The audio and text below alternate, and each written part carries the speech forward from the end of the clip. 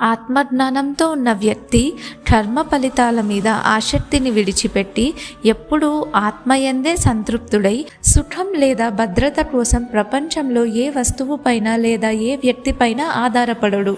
అతనికి భగవంతుడే ఏకైక ఆశ్రయం లేదా తన ఆత్మానుభవమే అతని ఆధారం. బయటకి ఇతరుల మాదిరిగానే కర్మలు చేస్తున్న అంతర్గతంగా మనసులో అతడు తాను కర్తను చేసేవాడే అనే భావన కలిగి ఉండడు. అతడు అహంకారం, కోరిక, ఫలాపేక్ష లేకుండా కర్తవ్యం చేస్తాడు. కాబట్టి ఏ కర్మ అతని బంధాన్ని కలిగించవు. కోరిక లేనివాడు, మనస్సు బుద్ధి అదుపులో ఉంచుకునేవాడు, అధికార భావాన్ని, సొంతమనే భావాన్ని విడిచిపెట్టినవాడు, కేవలం శరీర పోషణ కోసం అవసరమైన పనులను ఆచరిస్తున్నప్పటికీ అతనికి ఏ పాపం అంటదు అని కృష్ణుడు చెప్పాడు. త్యక్త్వా కర్మ ఫలాసంగం నిత్యతృప్తో నిరాశ్రయః కర్మణ్యాభిప్రవృత్తోపి నైవ కించిత్ కరోతి స నిరాశీర్యత చిత్తాత్మా త్యక్త సర్వా పరిగ్రహః శారీరం కేవలం కర్మ